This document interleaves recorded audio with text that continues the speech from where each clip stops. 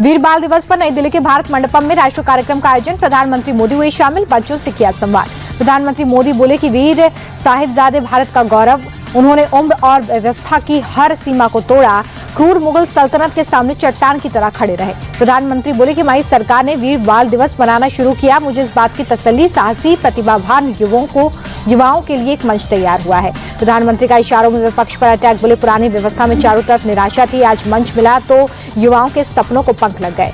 देश के नौजवानों को प्रधानमंत्री की नसीहत, कहा कि शॉर्ट टर्म पॉपुलैरिटी की चमक दमक में ना फंसे, आपकी सफलता देश की सफलता बननी चाहिए। दिल्ली के विज्ञान भवन में वीर बाल दिवस कार्यक्रम, राष्ट्रपति ने 20 बच्चों को राष्ट्रीय बाल पुरस्कार से सम्मानित किया। बिहार के युवा क्रिकेटर वैभव सूर्यवंशी को भी प्रधानमंत्री राष्ट्रीय बाल पुरस्कार। 14 साल की छोटी उम्र में ही वैभव ने क्रिकेट में कई रिकॉर्ड्स नाम किए। वीर बाल दिवस के मौके पर दिल्ली स्थित श्री बगला साहिब गुरुद्वारा पहुंचे बीजेपी के राष्ट्रीय कार्यकारी अध्यक्ष नितिन नवीन। गुरुद्वारे में मत्था टेका, अरदास लगाए। मंत्री मंजिंदर सिंह सिरसा भी मौजूद रहे।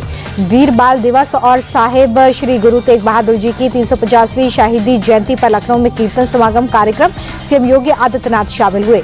मुंबई के गुरु तेग बहादुर दरबार गुरुद्वारा पहुंचे सीएम देवेंद्र फडणवीस, मत्था टेकर अरदास की। वीर बाल दिवस कार्यक्रम में शामिल हुए। फतेहगढ़ साहिब में सीएम भगवंत मान ने मत्था टेका, अरदास लगाई। छोटे साहिबजादों की कुर्बानी की मिसाल दुनिया में कहीं भी नहीं, इस कुर्बानी की कहानी आने वाली पीढ़ियों तक पहुंचाना जरूरी, कहा।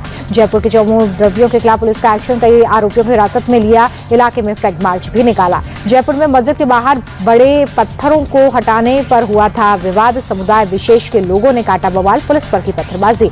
एयर प्यूरीफायर पर जीएसटी कम करने की याचिका पर दिल्ली हाईकोर्ट में सुनवाई, कोर्ट ने केंद्र को नोटिस दिया, 10 दिन में मांगा जवाब, 9 जनवरी को अगली सुनवाई। दिल्ली के आनंद विहार इलाके में स्मोक की मोटी पर अच्छाई, प्रदूषण का स्तर खराब श्रेणी में पहुंचा, एयर क्वालिटी 377। दिल्ली में काउंटर टेररिज्म कॉन्फ्रेंस का आयोजन, गृह मंत्री अमित शाह ने सम्मेलन का उद्घाटन किया। बीएमसी चुनाव के लिए बीजेपी और शिवसेना शिंदे गुट में सीटों का बंटवारा फाइनल, सूत्रों के मुताबिक बीजेपी 140, शिंदे गुट 87 सीटों पर चुनाव लड़ेगी। सौरभ भारद्वाज समेत आपके 3 नेताओं पर दिल्ली में एफआईआर, धार्मिक भावनाओं को आहत करने का आरोप, सेंटा के अपमान पर महिला ने दर्ज करवाई शिकायत।